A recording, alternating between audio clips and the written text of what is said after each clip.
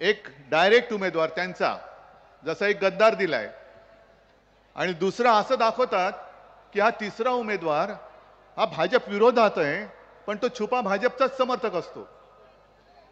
म्हणजे भाजपच्या विरोधातली जी मतं आहेत ती फोडणारा तो उमेदवार असतो.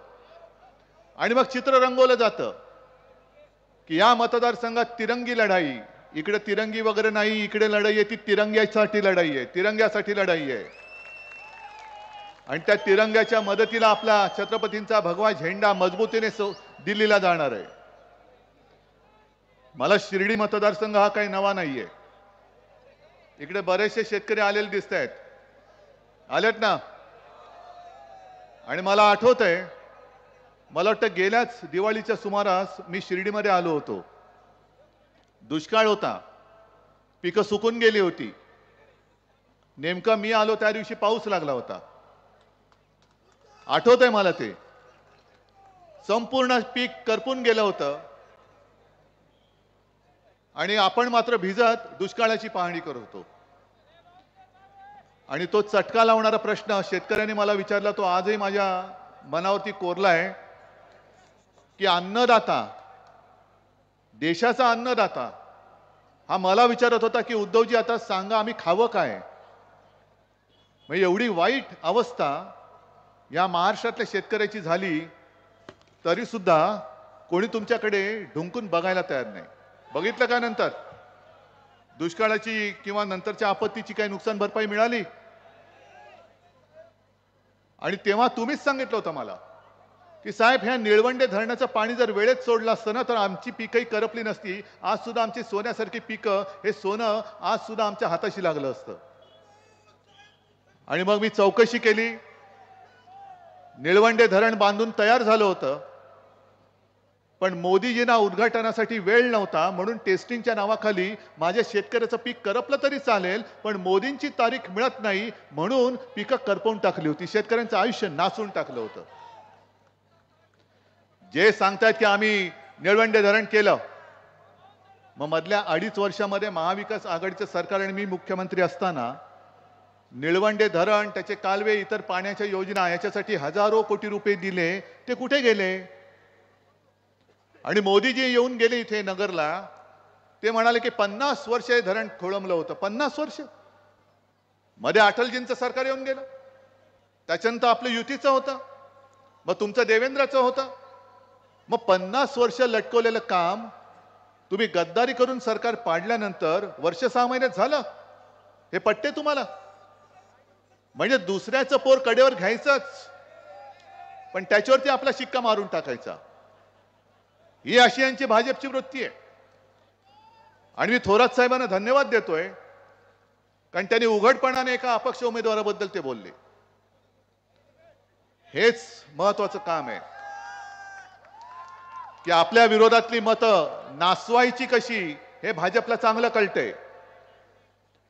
आणि मला खात्री आहे की ही लढाई मी म्हटलं तसं तिरंग्यासाठी आहे, लोकशाहीसाठी आहे. हे जे लोकशाही संपवायला निघालेत, हुकुमशाह विरुद्धचं एक सुद्धा मत हे नाचता कामा नये. मशाल म्हणजे मशालीलाच मिळालं पाहिजे. आणि जे अपक्ष उमेदवार उभे राहिलेले आहेत त्यांना मी सांगतो की तुम्ही सुद्धा हे पाप करू नका. हे पाप आहे, कारण देश हुकुमशाहीच्या उंबरठ्यावर असताना, संपूर्ण देशामध्ये हुकुमशाही विरुद्ध आगडोम पेटला असताना तुम्ही लोकशाहीला अपशकुन करू नका, अजिबात करू नका. महामानव डॉक्टर बाबासाहेब आंबेडकरांनी लिहिलेलं संविधान वाचवण्यासाठी आम्ही मैदानात उतरलो, हातामध्ये मशाल घेऊन उतरलेलो आहोत. तुम्ही आम्हाला अपशकुन करू नका, कारण तो देशाचा घाट ठरेल. महामानव बाबासाहेबांचा तो घाट ठरेल. म्हणून त्याही समाजाचे जे सगळे माझे माता भगिनी आणि बांधव आहेत त्यांनाही विनंती करतोय की कृपा करून आता डोळे उघडे ठेवून मतदान करा. आणि मोदीजी, मला तुमच्याबद्दल आदर होता असं म्हणावं लागेल, कारण काल तेलंगणामध्ये त्यांची सभा झाली आणि यांना सगळीकडे जिथे जातात तिथे फक्त आणि फक्त उद्धव ठाकरे दिसतोय. मग तेलंगणामध्ये गेले अहो मी महाराष्ट्रात तुमच्या विरुद्ध उभा आहे. ही बघा माझी जनता, माझे निवडणूक रोख हे माझ्या सोबत आहेत. हे माझी संपत्ती आहे, माझं वैभव आहे. पण काय झालं कोणास ठाऊक. म्हणजे मला त्यांच्याबद्दल मी आदर होता असं का म्हणतोय, कारण परवा जळगावची जी सभा झाली आपली शिवसेनेची, त्याच्यात आपले वकील असीम सरोदे यांनी भाषण करताना सांगितलं की मोदीजी झोपतच नाही आणि जो झोपत नाही त्याच्या शरीरावरती आणि बुद्धीवरती दुष्परिणाम होतो असं वैद्यकीय शास्त्र सांगतं. मला भाजपवाल्यांना सांगायचं की अरे तुम्ही तरी जरा एवढी निर्दयीपणा दाखवू नका. मोदीजींना आराम द्या, जरा जरा झोपवा त्यांना थोडं. कारण झोप नसल्यानंतर तुम्ही ठरवायचं की आता आपला देश हा कोणाच्या हातात द्यायचा आहे. कारण मोदीजी तेलंगणात भाषण करताना काय म्हणाले, कोण कुठला तरी तो पित्रोदा काय त्याचा संबंध नाही, काँग्रेस त्याला काढूनही टाकला, काहीतरी बडबडला, पण तोच मुद्दा केला. आणि मग तिथे काय बोलले की मी महाराष्ट्राच्या लोकांना विचारतोय, तेलंगणात बोलतायत, महाराष्ट्र के जनता को मैं पूछ रहा हूं, बाळासाहेबांच्या नकली सेनेचे सगळे सरदार आहेत त्यांना विचारतोय. आणि त्याही पेक्षा पुढचं वाक्य बोलले ते भयंकर आहेत. मोदीजी तुम्ही माझ्याशी लढा, पण माझ्या आई वडिलांचा अपमान केला तर मी सहन करणार नाही. तुम्ही कोणी असाल, तुम्हाला तुमची जागा दाखवून दिल्याशिवाय राहणार नाही. काय म्हणाले मोदी की बाळासाहेबांच्या नकली संतान को मैं पूछ रहा हूं. मैं नकली? अरे बेअकली, बेअकली माणूस आहे हा. माझा अपमान नाही, माझ्या देवता समान माझ्या माचा अपमान आहे, माझ्या वडिलांचा, माझ्या बाळासाहेबांचा अपमान आहे. आणि मोदीजी तुमच्यावरती आई वडिलांचे संस्कार कदाचित झाले नसतील, माझ्यावरती झालेले आहेत. मी सुसंस्कृत घराण्यातला आहे, घराणेशाहीचं वावडं तुम्हाला असेल, मला अभिमान आहे. तुम्हाला तुमच्या वडिलांचं नाव सांगायला, आईचं नाव सांगायला लाज वाटत असेल. तुम्ही तुमच्या आईला फक्त नोटबंदीच्या रांगेमध्ये उभं केलं, मतदानासाठी रांगेमध्ये उभं केलं. हे पाप तुम्ही केलं. 90च्या घरातल्या मातेला तुम्ही तुमच्यासाठी वापरलं. तसा तेवढा मी निर्दयी नाहीये, कारण आमचं हिंदुत्व हे पितृदेव भव, मातृदेव भव, गुरुदेव भव हे सांगणारं आमचं हिंदुत्व आहे. आणि जास्त तुम्ही बोलण्याचा प्रयत्न करू नका. बाळासाहेबांचं नकली संतान पहिलं म्हणजे बाळासाहेब बोलण्याच्या आधी हिंदू हृदय सम्राट बोलायला शिकावं, नाहीतर मी तुम्हाला शिकवणी लावतो. तुमची जीभ जर वळत नसेल हिंदू हृदय सम्राट बोलायला, तर माझा महाराष्ट्र ती वळून दाखवेल तुम्हाला हिंदू हृदय सम्राट कसं बोलायचं. आणि माझीच सही तुम्ही घेतली होती, माझीच सही घेतली होती 2014 साली राष्ट्रपती प्रणव मुखर्जींकडे जाताना. ज्याला आज तुम्ही नकली संतान म्हणताय, नकली माणसा, तेव्हा तुम्हीच माझी सही घेतली होती. आमचे पंतप्रधान पदाचे उमेदवार हे नरेंद्र मोदी असतील. 14 साली घेतली, 19 साली घेतली. लाज नाही वाटली तेव्हा माझी सही घ्यायला? आता उद्या 17 तारखेला मुंबईत येत आहेत, शिवाजी पार्कला येतील, बाळासाहेबांच्या स्मारकावरती जातील, नाग रगडतील, स्टेजवर जाऊन बाळासाहेबांची आठवण काढून ढसा रडतील. हो, हे नकली माणसं आहेत, बेअकली माणसं आहेत. उघड बोलतो, कारण मला जर नकली संतान म्हणत असाल तर तुम्ही सुद्धा नकली आणि बेअकली आहात. पण आता तुमची बूंद सी गई है, वो नौटंकी से नहीं आने वाली.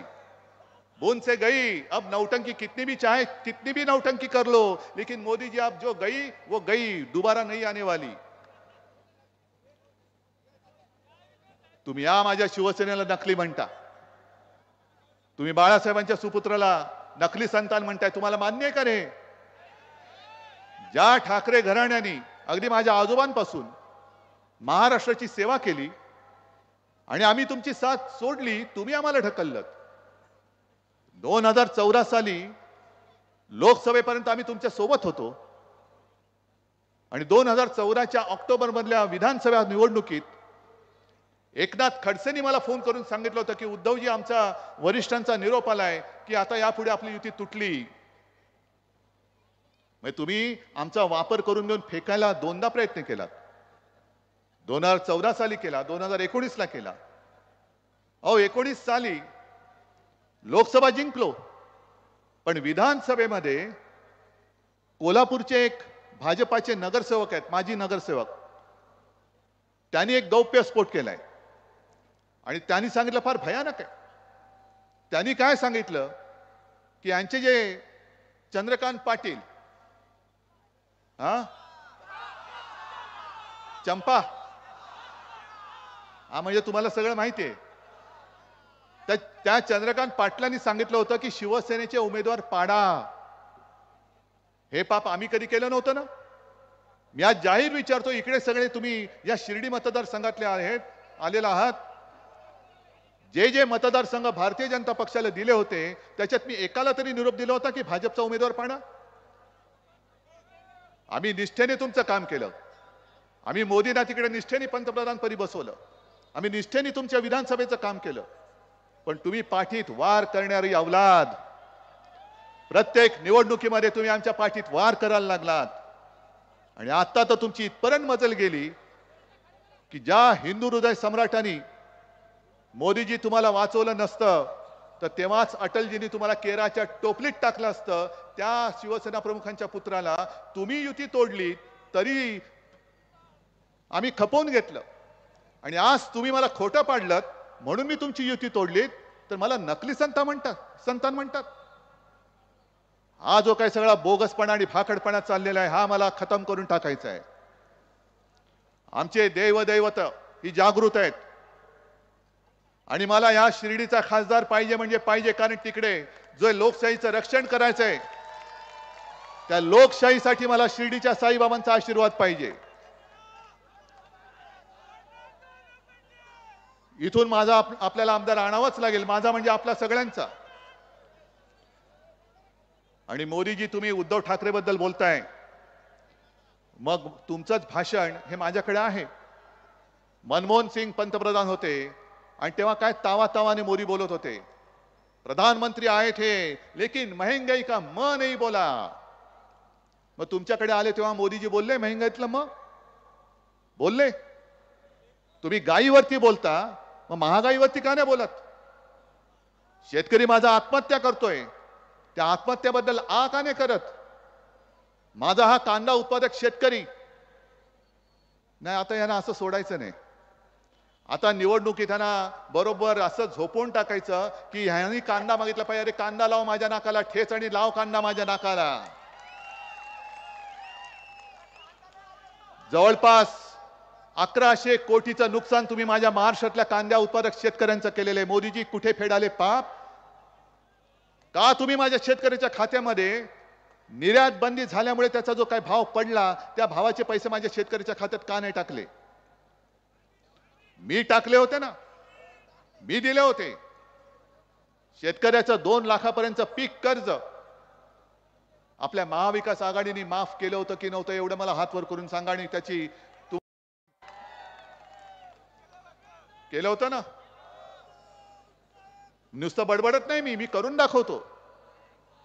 आपत्ती सुद्धा तुम्हाला जी काय मदत पाहिजे होती ती मी करत होतो की नव्हतो? आणि हे सगळं देश नासून टाकणारं सरकार, आता यांना कोणते मुद्दे सर्वसामान्यांचे दिसत नाहीयेत. शेतकरी आत्महत्या करतोय त्याच्याबद्दल बोलायला तयार नाहीत. आत्महत्या करणाऱ्या शेतकऱ्याच्या महिलेचं, पत्नीचं मंगळसूत्र तुटतंय, त्या मंगळसूत्राबद्दल मोदी बोलायला तयार नाहीयेत. अनेक ठिकाणी बेकारांचे तांडेच्या तांडे फिरतायत, त्या बेकारीतला बे काढायला तयार नाहीयेत. मग कोणत्या देशाचे तुम्ही पंतप्रधान आहात? आणि एक तर माझ्या महाराष्ट्रामध्ये करोना काळामध्ये जे अर्थचक्र सांभाळलं होतं ते माझ्या अन्नदात्या शेतकऱ्यांनी सांभाळलं होतं. संपूर्ण व्यवहार बंद होता.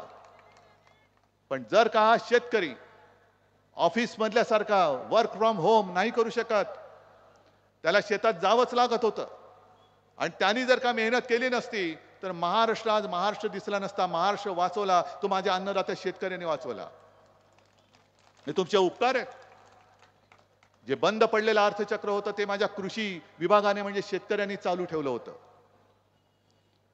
आणि मोठे आणतायत, पीक विम्याचे पैसे देतो. पीक विम्याचे पैसे मिळतात का तुम्हाला? ते प्रधानमंत्री सन्मान योजना पैसे मिळतात, काही मिळतात 6,000 हजार रुपये, नाही काही ना मिळतात 6,000 हजार रुपये. पण एक शेतकरी त्याचा व्हिडिओ फिरतोय, त्याला विचारलं की काय रे दादा तुला 6,000 हजार रुपये मिळाले का? हो मिळाले. मग पुन्हा तू भाजपला मत देणार का? तुला काय म्हणून द्यायचं? आणि त्यांनी साधा हिशोब सांगितला की आम्ही शेतकरी साधारणतः 1 लाखाचं खत घेतलं तर आम्हाला जीएसटी किती लागतो? आता 5% आला, आधी किती होता? 18%. बी बियाणं घेतलं, कीटकनाशक घेतलं, कृषी पंप घेतला, शेततळ्यासाठी लागणारं प्लास्टिक घेतलं, किती टक्के जीएसटी?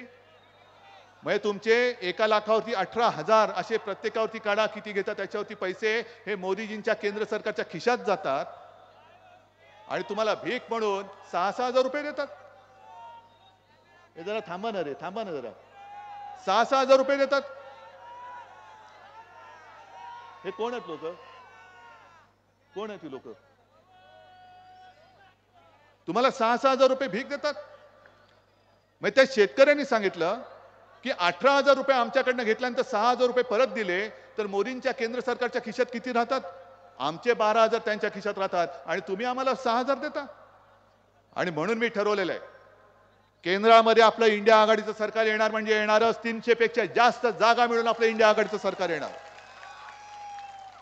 आणि इंडिया आघाडीचं सरकार आल्यानंतर शेतकऱ्यांच्या शेतमालावरती जी जी काय उपकरणं लागतात, मग ती खत असेल, बी बियाणं असेल, पंप असेल, शेततळ्याचं प्लास्टिक असेल, त्याच्यावरचा जीएसटी मी रद्द करून टाकणार आहे. जीएसटी रद्द. तुम्हाला हमी भाव द्यायचा आहे मला. आणि जर का यांनी गद्दारी करून आपलं सरकार पाडलं नसतं तर माझी 5 वर्ष पूर्ण होताना कदाचित मी पुन्हा एकदा तुम्हाला कर्जमुक्त केलं असतं. कारण नाहीतर काम करायचं कोणासाठी? आज एका बाजूला शेतकरी मरतोय, त्याला हमी भाव मिळत नाहीये. बरं आता काही ठिकाणी सोयाबीन आहे, कापूस आहे, कापूस ठेवायला जागा मिळते, कांदा ठेवायला जागा मिळते. आणि म्हणून जे मी ठरवलं होतं, पण यांनी सरकार गद्दारी करून पाडलं. नाहीतर मी माझ्या शेतकऱ्यासाठी ठिकठिकाणी त्यांच्या मालाला साठवणूक करण्यासाठी गोदामं बांधून देणार होतो. गोदामं. कारण मी परवा जळगावमध्ये जाऊन आलो, तुम्हाला सांगितलं. तिथल्या एका शेतकऱ्याची व्यथा मी फोनवरती ते आणली, येतं ना सोशल मीडिया, सगळे विचारतात. तेव्हा तो शेतकरी असा भडकला होता, तो बोलला पहिला आम्ही भाजपला गाडणार. कारण म्हणे आता कापूस माझ्या घरात पडलाय, साठवायला जागा नाही, कापूस घरात राहिल्यामुळे अंगाला खास सुटले, करायचं काय? आणि तिथे जे मी काय बोललो होतो तेच तुम्हाला सांगतो इथे शेतकऱ्यांना. तुमच्या कापसाला कापूस ठेवून, कांदा ठेवून सगळं घर भरून जातं. आणि त्या उत्तर महाराष्ट्रातल्या शेतकऱ्याची जी व्यथा होती की कापूस ठेवल्यामुळे आता अंग खाजायला लागलं, त्यांना म्हटलं पहिली यांची जी सत्तेची खाज आहे ना, तो कंडू आपल्याला समवावा लागेल, तो कंडू शमवावा लागेल. आणि यांनी जी काय गद्दारी केली, आज मी येताना मला ज्या काही बातम्या कळत होत्या, संपूर्ण राज्यात देशामध्ये काय झालं असेल मला कल्पना नाही, पण केंद्राकडनं येणारा आपला मनरेगाचा जो काही हिस्सा होता हजारो कोटींचा, तो अजून आलेला नाही. मनरेगाचा हिस्सा देत नाही आणि मतं मागते तुम्ही. आज इथे सुद्धा काही आल्या असतील आशा सेविका. जवळपास आपल्या राज्याच्या 74,000 आशा सेविकांचं गेल्या 3-4 महिन्याचं मानधन खोळंबलंय की नाही हे तुम्ही मला सांगा. असं काही नाही की मी मुख्यमंत्री असताना माझ्यासमोर प्रश्न निर्माण झाले नव्हते. कोरोनासारखं सगळ्यात भयानक संकट हे संपूर्ण जगभर आलं होतं. पण जसं उत्तर प्रदेशमध्ये गंगेमध्ये प्रेत सोडली होती आणि गुजरातमध्ये शव अशी चिता, सार्वजनिक चिता पेटल्या होत्या, तसं तुमच्या सगळ्यांच्या आशीर्वादाने महाराष्ट्रामध्ये कोणत्याही शवाची विटंबना मी होऊ दिली नव्हती. जेवढं करता येणं शक्य होतं ती काळजी मी घेतली होती. आणि त्याही वेळेला अशा अंगणवाडी सेविकांचा प्रश्न होताच. अंगणवाडी सेविकामध्ये मला भेटल्या आणि मी त्यांच्यासमोर हात जोडून गेलो. म्हटलं ताई, मला माहिती आहे मी मुख्यमंत्री असताना तुमच्यासाठी करू काही शकलो नाही. ते बोलले असं कसं? आम्ही म्हणे घरी होतो तरी सुद्धा आमच्या वेळच्या वेळेवरती मानधन मिळत होतं. आज तर कोरोना नाहीये, अर्थचक्र सुसाट आहे, पण सुसाट सुटलेलं असताना सुद्धा माझ्या आशा सेविकांचं मानधन अजून का नाही मिळालं? आणि मनरेगाचं जे काय केंद्राकडून येणारे पैसे होते ते अजून माझ्या राज्याच्या खात्यात का आले नाही? मोदीजी याच्यावरती बोला ना. उद्धव ठाकरे काय? तुम्ही जे काय फिरताय राम राम राम राम करत, ते बरोबर आहे. कारण मोदींना आता पराभवाचं भूत दिसायला लागलंय म्हणून राम राम राम राम करायला लागलेले आहेत. आणि जी माणसं काही काम करत नाहीत, म्हणून मी म्हणतो जो नाही कामाचा तो नाही रामाचा. आणि आज सगळीकडे मोदीजी फिरतायत, फिरा, पण त्यांच्या मनामध्ये काय असतं? आम्ही जातो आमच्या गावा, आमचा राम राम घ्यावा म्हणून राम राम करत फिरतायत. गावी चालले परत कुठे? त्यांना गावी पाठवून द्या. कारण महाराष्ट्रातले सगळे उद्योग कुठे पळवले? सगळे गुजरात गुजरात गुजरात. आणि आता यांची म्हणजे सगळ्या गुजराती मंडळींच्या मी विरोधात नाहीये, पण मोदीजी तुम्ही महाराष्ट्रामधले जे गुजराती बांधव माता भगिनी आणि आम्ही आमचं जे काही चांगलं दूध साखरेचं नातं जुळलेलं आहे त्याच्यामध्ये मिठाचा खडा टाकतात तुम्ही. एक तर माझ्या महाराष्ट्रामधले हक्काचे उद्योग जे होते ते पळून नेलेत. मुंबईतला हिरे बाजार नेलात, कितीतरी मेडिकल डिव्हाइस पार्क नेला, बल्क ड्रग पार्क नेला, मुंबईमध्ये येणारं वित्तीय केंद्र ते नेलत. असे अनेक कारखाने तुम्ही घेऊन गेलात, मोठमोठे ऑफिसेस घेऊन गेलात. मग आता तुम्ही कशाला राहताय? तुम्ही पण जा गुजरातमध्ये.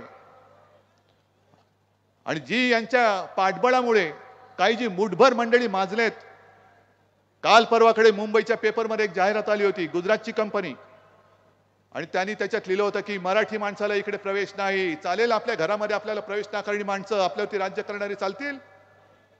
तुमच्या हक्काचा तोंडचा घास गुजरातमध्ये पळून नेलेला चालेल तुम्हाला? अरे मी गुजरातच्या विरोधात नाहीये. आपलं आघाडी सरकार आल्यानंतर गुजरातच्या हक्काचं काय असेल ते देईन, हे आजच मी जाहीर करतोय, शिर्डीच्या साईबाबांच्या साक्षीने जाहीर करतोय. पण गुजरातला देण्यासाठी तुम्ही माझ्या महाराष्ट्रातल्या तोंडाचा घास पळून तिकडे नेणार असाल तर मात्र तुमचा हात आम्ही जागेवर ठेवणार नाही, नक्कीच ठेवणार नाही. हे तुम्ही पाप करता आहात. महाराष्ट्रातले सगळे उद्योग तिकडे घेऊन जात आहेत. तुमच्या कंपन्या सांगतायत की इथे मराठी माणसाला स्वागत होणार नाही. आज मुंबईमध्ये एक आंदोलन झालंय. एका बिल्डरनी सांगितलं मराठी माणसाला आम्ही घर देत नाही. आमच्या राज्यात तुम्ही आम्हाला बेघर करण्याची हिंमत करून दाखवा. तुमची दुकानं बंद करून आम्ही तुम्हाला परत पाठवल्याशिवाय राहणार नाही. कुठे करता ही मस्ती? काही इतर राज्यामध्ये माझी मराठी माणसं राहत नाहीत, पण कुठेतरी अशी मराठी माणसं मस्ती करताना दिसतात तुम्हाला? कोणीतरी यायचं आमच्या मराठी माणसांना बदनाम करायचं, भ्रष्टाचाराचे आरोप करायचे, कुटुंबाच्या कुटुंब नासून टाकायची, घर फोडायचं, कुटुंब तोडायचं, बदनाम करून टाकायचं, महाराष्ट्राला बदनाम करायचं. आणि मग जगभरामध्ये की हा महाराष्ट्र इकडे काहीच नाहीये असं चित्र निर्माण करायचं की जेणेकरून सगळे उद्योगधंदे आपसूक गुजरातकडे जातील. अमित शहा जे बोलतात की 370 कलम रद्द केलं त्याच्याबद्दल उद्धव ठाकरेंनी बोलावं. अहो मी जाहीर पाठिंबा दिला तुम्हाला 370 कलम रद्द केलं तेव्हा. पण परवा परत एकदा सांगतो, असीम सरोदे जे बोलले ती धक्कादायक आहे. असीम सरोदेनी जी माहिती दिली ती फार धक्कादायक आहे. त्यांनी सांगितलं मोदी सरकारने 370 कलम काढलेलंच नाहीये. त्यातला 370 हा जो एक काय कॉलम आहे त्याला तूर्त स्थगिती दिली. आणि ती स्थगिती दिल्या त्याचा अर्थ काय की काश्मीरमध्ये बाहेरची माणसं जमीन घेऊ शकत नव्हते, ते आता जमीन घेऊ शकतात. आणि त्या कायद्यानंतर स्थगितीनंतर सगळ्यात जास्त जमीन कोणी खरेदी केली? अदानी. जे काल मोदी बोलले ना टेम्पो भरून पैसे दिले, त्या अदानीने तिकडे जमीन खरेदी केली असं सरोदे म्हणाले. आणि कशासाठी केली माहिती आहे तुम्हाला? आपल्या मोबाईलमध्ये ज्या बॅटरीज येतात त्याच्यानंतर आता इलेक्ट्रिक व्हेकल्स येणार आहेत, त्याच्यासाठी लागणाऱ्या बॅटरी आहेत, त्या बॅटरीला लागणारं लिथियम हे तिकडे जास्तीत जास्त मिळतं. म्हणून अदानींसाठी 370 कलम हे स्थगित केलं. त्यांना घेऊ देतोय जागा, म्हणजे संपूर्ण परत पैसा गुजरात. आम्हाला वाटतं काय मोठं काम केलं, आम्ही सुद्धा भाबडेपणाने तुम्हाला पाठिंबा दिला. 370 कलम तुम्ही अजून काढलं का नाहीत? आणि काश्मीरमधनं जे काश्मीरी पंडित त्यावेळेला निर्वासित झाले होते, एकट्या हिंदू हृदय सम्राट शिवसेना प्रमुखांनी हे अख्ख्या देशात त्यांच्या पाठी उभे राहिले आणि महाराष्ट्रामध्ये त्यांना आसरा दिला. मोदीजी तुम्ही असंही म्हणालात की बाळासाहेबांनी हा नाही विचार केला कि कश्मीरी पंडित से मुझे क्या लेना देना है, लेकिन बाला साहब उनके पीछे खड़े रहे ना. मग तुम्ही मणिपूरच्या महिलांच्या मागे का नाही उभा राहिलात? मणिपूरमध्ये महिला आज 1 वर्ष झालं अजूनही मणिपूर धुमसतंय. 1 वर्ष होऊनही मोदीजी तुम्ही महाराष्ट्रामध्ये इतक्या वेळा आलात, मणिपूरमध्ये अजून एकदा सुद्धा तुम्ही इथे हिंसाचार झाल्यानंतर का नाही गेलात? त्याचं पहिलं उत्तर आम्हाला द्या. उगाच कोणाला किती पोरं होत आहेत, कोणी काय खायचं, हिंदू मुस्लिम झगडे लावायचं. अरे असतील ना इकडे सुद्धा मुस्लिम बांधव आले असतील, मोठ्या प्रमाणावरती सोबत आलेले आहेत. कारण त्यांना कळलंय की शिवसेनेचं हिंदुत्व हे घरातलं चूल पेटवणार आहे आणि भाजपचं हिंदुत्व हे घर पेटवणारं हिंदुत्व आहे. आमच्या हातामध्ये मशाल जरूर आहे, पण ही मशाल, ते आपलं गाणं तुम्ही ऐकलं असाल ना, मशाल गीत, मार्ग स्पष्ट दावण्या, तो मार्ग पुढचा दाखवण्यासाठी ती मशाल हातामध्ये घेतलेली आहे. आणि आता तुम्ही जी घोषणा दिली, जरा द्या एकदा जोरात, जरा द्या जोरात.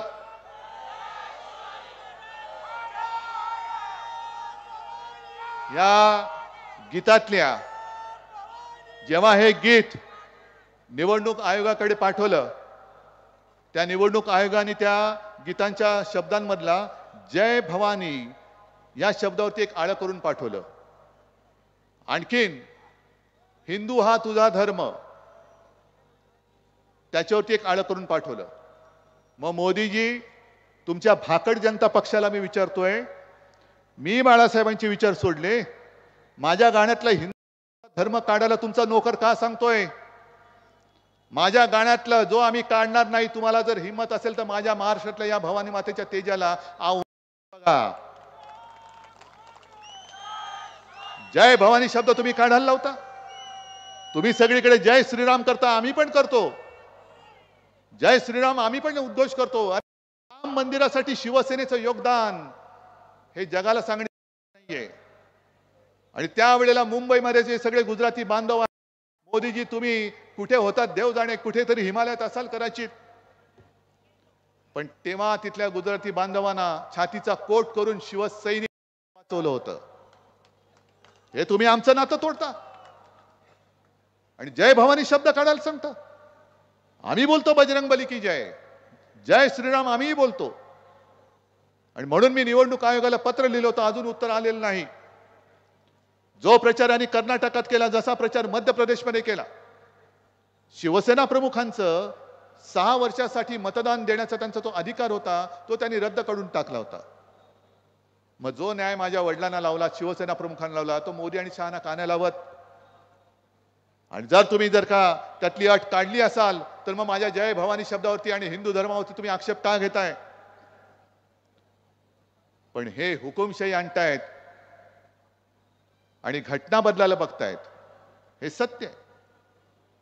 कारण 400 पार यांना घटना बदलण्यासाठी पाहिजे, हे मी नाही, त्यांचेच माजी आमदार खासदार जे हेगडे आणि राजस्थान मधले आमदार वगैरे तेच बोलतायत की आम्हाला घटना बदलायची आहे, म्हणून बहुमत पाहिजे. आणि घटना सुद्धा का बदलायची समजून घ्या नीट. घटना बदलायची याचं कारण महाराष्ट्राबद्दलचा आकस. ज्या महामानव डॉक्टर बाबासाहेब आंबेडकरांनी आपल्या देशाचं संविधान लिहिलं, डॉक्टर बाबासाहेब आंबेडकर एका साध्या दलित कुटुंबात जन्मलेला, गरीब कुटुंबात जन्मलेला माणूस एवढा बुद्धिमान होतो आणि एवढा बुद्धिमान झाला ज्यांनी देशाचं संविधान लिहिलं. आणि हे संविधान त्यांनी लिहिलेलं आम्ही मानायचं, हे कसं काय? हा जो काय पोटशिवळ आहे. मी काल माझ्या मावळच्या सभेत बोललो की तुकारामांच्या गाथा, संत तुकारामांच्या गाथा कोणी बुडवल्या होत्या?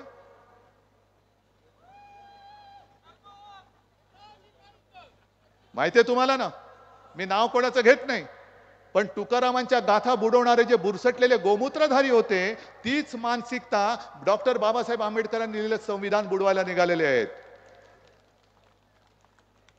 आणि बुडू देताना आपण पाहायचं, तरी सुद्धा आम्ही मोठमोठ्यानी त्यांचा गजर करायचा. अहो, साई नामाचा गजर केला तर संकट पाठच्या पाठी पळून जातात. आणि साईबाबांच्या ज्या काही चमत्काराच्या कथा आहेत त्या अशाच नाही आलेल्या. अरे गरिबा घरची दिवाळी, तेल परवडत नाही म्हणून पाण्यावरती दिवे पेटवून देणार तो महात्मा होता. मोदीजी, तुमच्या काळात तेल तर सोडा, पाणी पण मिळत नाही आमच्याकडे. पाणी पण मिळत नाही, काय पेटवायचं? मग तुमचं हुकुमशहाचं सिंहासनच आम्ही पेटवून टाकतो. माझ्या महाराष्ट्राबद्दल आकस, अरे महाराष्ट्राने तुम्हाला 40 पेक्षा जास्त खासदार 2 वेळेला दिलेत, तरी देखील तुम्ही माझ्या महाराष्ट्राच्या पाठीत वार करता. आणि हा महाराष्ट्र हा लेच्या पेचांचा देश नाही, हा महाराष्ट्र मर्दांचा आहे. छत्रपती शिवाजी महाराज या महाराष्ट्रात जन्मलेला आमचं दैवत आहे. तुमच्या गुजरातमध्ये औरंगजेब जन्मला आणि आमच्या महाराष्ट्रामध्ये छत्रपती शिवाजी महाराज जन्मले. हे आमचं नशीब आहे. तुमचं नशीब काय ते तुमच्याकडे असेल. आणि आज जसे मोदीजी 22 का 25 सभा